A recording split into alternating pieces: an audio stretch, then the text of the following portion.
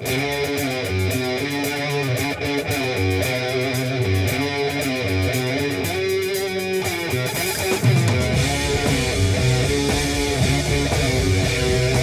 back to Observing the Sabbath. I'm your host, Nathaniel Molnar, and we are continuing on through our look at Black Sabbath's fifth studio album, Sabbath Bloody Sabbath. We've done Sabbath Bloody Sabbath, we've done A National Acrobat, we've done Fluff, and now we are doing Sabbra Cadabra, which I always just love that name. It's like, why not? You know, they kind of like, obviously they have Sabbath Bloody Sabbath, and now Sabbra Cadabra. They have a couple of points on this album where they're kind of, it's not necessarily poking fun at their name, but they're kind of incorporating it into the songs. I don't know. Sabbra Cadabra is just kind of a fun name to me.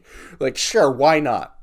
Why not? You know, why not call it Sabbra Cadabra? Why not? So, this is a fun track. Let's get into it. Let's just listen to it. This is Sabbra Cadabra. And now, already, excellent guitar opener.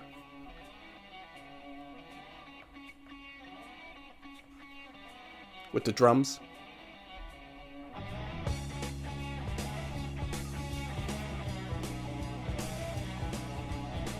I love this song. This song is just so much fun. It really is. When you kind of have the dour moments of Sabbath with, you know, Sabbath Bloody Sabbath, it's more like, you know, I keep talking about it's sinister, it's gritty, it's twisted. But this is a song that just kind of embraces the fun. It's just a fun song. It's such a great riff, too. Once again, Tony just pulls it out of nowhere.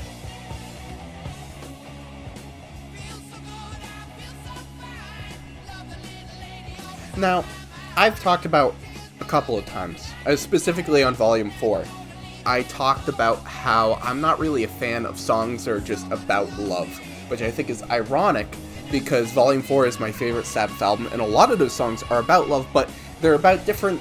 It's more than just a song about, hey, I love this person, blah, blah, blah, blah, blah.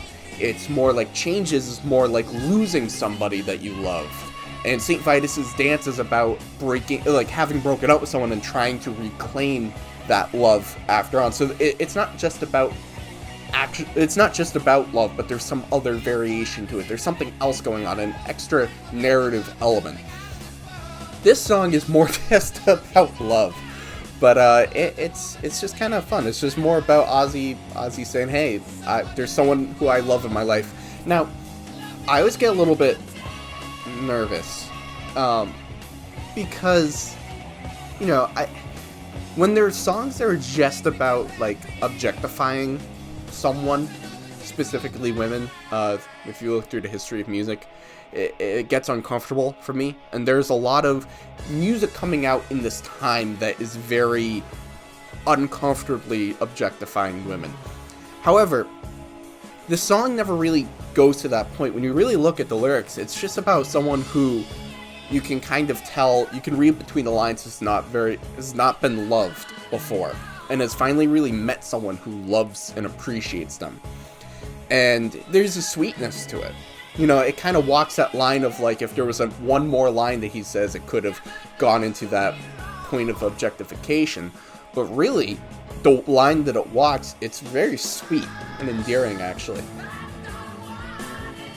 Now, this is the first time that you have the keyboards on this song, done by Rick Wakeman. And it's just, when you look at all the different elements, the keyboards, the drums, the guitar, Now, I think someone correct me if I'm wrong on this. I believe this song came about where they were just kind of jamming. They were just kind of making this. And I don't think I don't think the lyrics were pre-written. I think Ozzy just kind of came up with these words as they were just jamming. I could be wrong about that, and if I am, please correct me in the comments. But I believe that's what my understanding of how this song kind of came about was. They were just kind of jamming. They had Rick in there, and he was just having fun on the keyboard, and Ozzy was just started singing, which is why when you look at the lyrics, they're not nearly as poetic or as well written as, say, A National Acrobat or Sabbath Bloody Sabbath or any of the other songs, because he's just kind of coming up with it on the spot. The song is so I think the word to describe the song, and this is a word that I don't use in my everyday language, is groovy. I don't know if I've even said the word groovy, but that's what I think of when I hear this song. It's got such good rhythm, and it's fun, and it kind of makes you want to get up and move, you know? It's got such great rhythm. Ah, the keyboards. So Sabbath, after this, Sabbath is really, like in Sabotage, Technical Ecstasy, especially Never Say Die, they really bring back in the keyboard and really incorporate it into their sound, which sometimes works brilliantly, other times doesn't work as great, but this is an example where it just works, like, flawlessly. Now, you can hear sort of the faint sound of Ozzy, so my understanding is that when they recorded this, Ozzy just kind of went off on this very explicit tirade of just saying really filthy things that they just obviously couldn't keep in the song, so they kind of removed it, and you just hear that sort of faint tone of him talking. So I guess in terms of when I'm saying that they walk the line of not going into full objectification, once he crosses that line, they take it out. But I kind of like, I like having that little faint vocal tone. It just makes for a very interesting sound to be put over this just beautiful sounding jam session. And what a great way to close the A-side, right? You kind of have this very distinct close. You know, it's not like a fade out or anything. It's a very strong just close. And you can hear the people in the background. Yeah! I love that song. That song is just so much fun. You know, like I said, you get the twisted sinister of Sabbath Bloody Sabbath. You get the more poetic thinking about the meaning of life with a national acrobat. You get the beautiful melodic instrumental piece. You think of the sun rising and all that with fluff, and then you just get a fun track where they're just kind of jamming and having fun. I think the fun carries through. You could tell they're having fun while they're recording it, and because of that, that's kind of passed through to the listener. It's just such an entertaining song. If you look at that A-side of Sabbath Bloody Sabbath, you have such a wide range of different sounds, of different kinds of songs, of lyrics, of tones. It's so, and to juxtapose all of them together into those 4 tracks that make up the A-side. What a strong first half of the album. I don't think the B-side is as strong as the A-side for Sabbath Bloody Sabbath. I think, and I'm going to discuss all these songs once we get into them.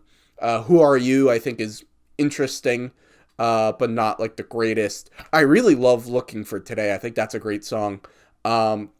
Spiral Architect is good, but not as good as I would want it to be. What's the other song on the... I'm completely blanking. There's Killing Yourself to Live, which is just one of my favorites. So, definitely, Killing Yourself to Live is phenomenal. So, definitely strong start to the B-side. But, yeah, Sabbra Cadabra is fun is the word to describe this song. It's just so much fun. So, those are my thoughts on the song. I want to know, what do you guys think of Sabbra Cadabra? Do you agree with me and my thoughts? And do you have any other insights into the story behind the song? Because that was my best understanding of it from what I've read, but maybe there are some details I'm forgetting. Please, if I'm missing anything, educate me. Leave all your thoughts in the comment section below. Well, once again, I'm Nathaniel Molnar. Thank you so much for watching. Make sure to like, make sure to comment, make sure to subscribe for more content. Until our next video, until we do Killing Yourself to Live, thank you so much for watching.